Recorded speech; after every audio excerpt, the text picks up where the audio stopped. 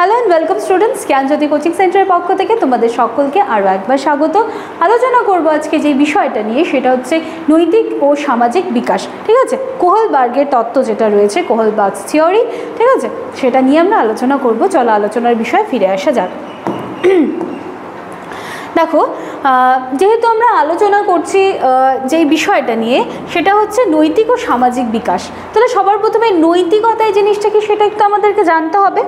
চলো, কি হচ্ছে নৈতিকতা? হচ্ছে ব্যক্তির এক ধরনের মানসিক চেতনা, যার দ্বারা কি হচ্ছে যে সে কাজের কোনো একটা কাজের ঠিক বা ভুল এগুলো বিচার করতে পারে, এবং এটি হচ্ছে এক ধরনের আত্মবোধ। ঠিক আছে, এটা এক ধরনের আত্মবোধ।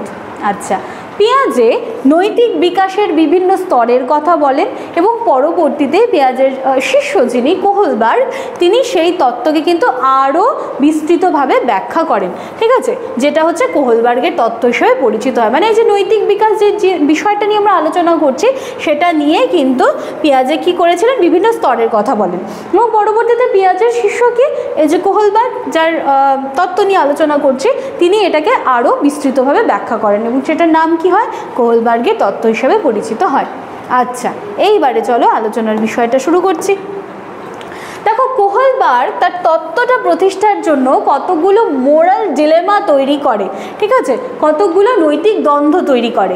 এরকম একটা দ্বন্দ্ব ছিল, অনেকগুলো এরকম মোরাল ডিলেমা তৈরি করেছিলেন, এবং তার মধ্যে আরেকটা দ্বন্দ্ব কী ছিল, হচ্ছে হেইনজের দ্বন্দ্ব। ঠিক আছে, হেইনস ডিলেমা। এটা কি, এই ডিলেমাটাতে দেখো কি বলা হচ্ছে, যে হেইনসের স্ত্রী একটা বিশেষ ধরনের ক্যান্সার রোগে তিনি আক্রান্ত। এবার ডাক্তার কি বললেন, যে ডাক্তার বিজ্ঞানীর কথা বলে, এবং যার কাছে ওই ডাক্তার একজন বিজ্ঞানীর কথা বলে। ঠিক আছে, বলে যে তোমার ওয়াইফ হচ্ছে এরকম এরকম ক্যান্সার রোগে আক্রান্ত হয়েছে, তো তার কাছে কিন্তু একটা ভালো ওষুধ আছে। এবার হেইনস কি করলো, সেই বিজ্ঞানীর কাছে গেলেন, বিজ্ঞানী ওষুধের দাম বললেন, কিন্তু সেই দামটা তো হেইনসের পক্ষে পসিবল ছিল না।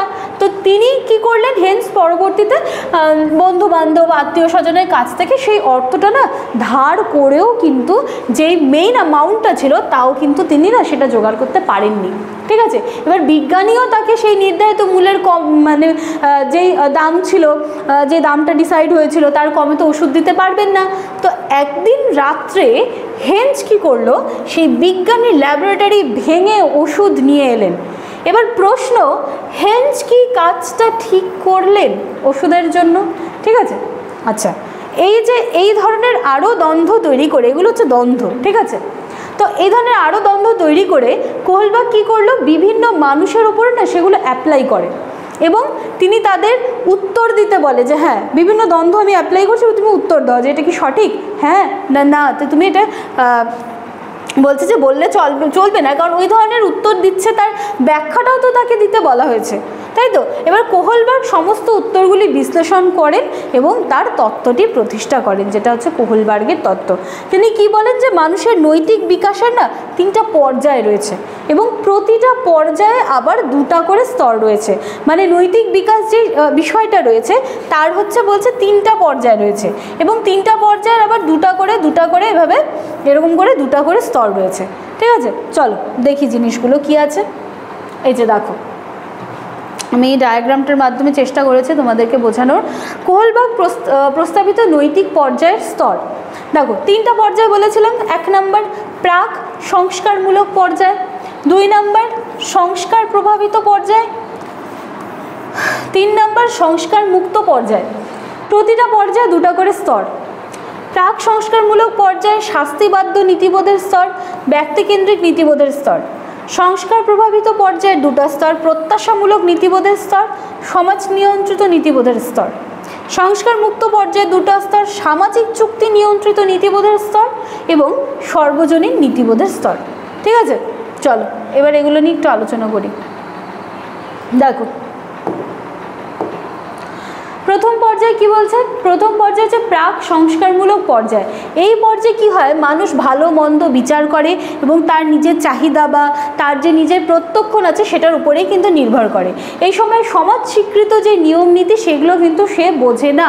ঠিক আছে, এই পর্যায়ে আবার 2টো স্তর আছে। দেখো, বলেছিলাম 2টো স্তর আছে। প্রথম স্তর এটা কি, এটা হচ্ছে শাস্তিবাদ্য নীতিবোধ। কীরকম? এই স্তরে মানুষ প্রকৃত নৈতিকতা কিন্তু মানুষের সৃষ্টি হয় না, ঠিক আছে? ঠিক ভুলের যে বিষয়টা রয়েছে সেটা তৈরি হয় না। যে কাজ করলে শাস্তি হয় সেই কাজ করা উচিত নয়, এটাই হচ্ছে তার নীতিবোধ এই সময় থাকে। আচ্ছা, দ্বিতীয় স্তরে কি? ব্যক্তিকেন্দ্রিক নীতিবোধ। এখানে কি হয়? নিজের স্বার্থের ভিত্তিতেই কোনো কাজকে ঠিক বা ভুল বলে বিচার করে। তার যদি মনে হয় যে হ্যাঁ সেই কাজটা সঠিক, তার স্বার্থে যদি সেটা মনে হয় তো তাহলে সে এসে সেই কাজটাই করবে। যে কাজ করলে তার নিজের স্বার্থ বা চাহিদার পরিতৃপ্তি হয় সেই কাজকে কিন্তু ঠিক বলে ধরে নেওয়া হয়। আচ্ছা, এবার দেখো দ্বিতীয় পর্যায়, সংস্কার প্রভাবিত পর্যায়। এটা কি বলছে? পরিবারের সদস্য, সমাজের মানুষের ঐতিহ্য, সামাজিক নিয়মনীতি, রাষ্ট্রের আনুগত্য প্রভৃতির ভিত্তিতে মানুষ এই পর্যায়ে কিন্তু ঠিক ভুলটা বিচার করে এবং এই পর্যায়ের প্রথমে সে ছোট দলের মতামতকে গুরুত্ব দেয় এবং আস্তে আস্তে তার ভাবনার পরিধিও কিন্তু বিস্তৃত হতে থাকে। এটারও দুটো পর্যায় আছে, দেখো তৃতীয় স্তর, চতুর্থ স্তর। তৃতীয় স্তর কি? প্রত্যাশামূলক নীতিবোধ। বলছে এখানে কোনো কাজ ঠিক না ভুল সেটা ঠিক হয়, অন্যরা সেই কাজকে ঠিক বলবে না ভুল বলবে তার উপর নির্ভর করে।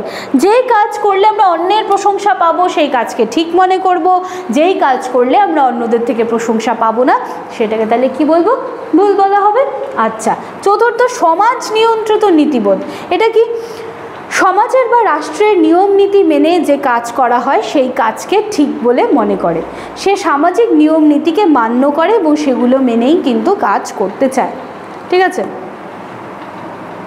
আচ্ছা, এবার দেখো তৃতীয় পর্যায়। তৃতীয় পর্যায়ে কি হচ্ছে?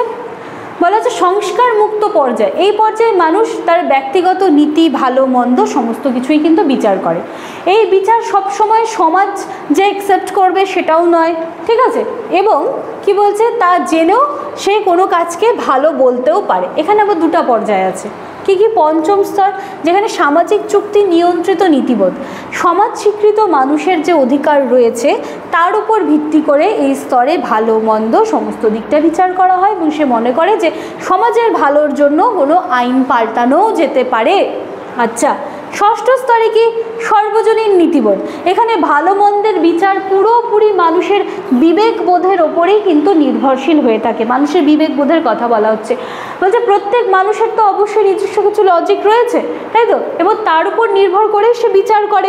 কোনো একটা বিষয় মনে করো দুজন মানুষ পাশাপাশি বসে আছে, একটা বিষয় দেওয়া হলো, কারোর পক্ষে তার লজিকে যদি মেলে বলবে হ্যাঁ কাজটাও ঠিক করেছে। ঠিক পাশে বসে থেকে মানুষের যদি মনে হয় যে না আমার লজিকে তো মিলছে না, আমি এটাকে ঠিক বলতে পারবো না, তো এই বিষয়টারই কথা এখানে বলা হচ্ছে, যেখানে সমাজ স্বীকৃত বা রাষ্ট্র স্বীকৃত নীতিসমূহ সে জানলেও তার ঊর্ধ্বে গিয়ে কিন্তু বিচার করার চেষ্টা কিন্তু করে, ঠিক আছে? তো চলো, এই ছিল আজকে আমাদের আলোচনার বিষয়। ভালো করে দেখবে ভিডিওটা, এতটাও জটিল নয়, ইজি রয়েছে থিওরিটা। এখানে চলো এবার তোমরা দুটো কন্ট্যাক্ট নাম্বার দেখতে পাচ্ছ। নাম্বার দুটি হলো জ্ঞানজ্যোতি কোচিং সেন্টারের অফিসিয়াল হেল্পলাইন নাম্বার। যে কোনো একটি নাম্বারে কল করে, অবশ্যই অফিস আওয়ারে তোমাদেরকে কল করে নিতে হবে।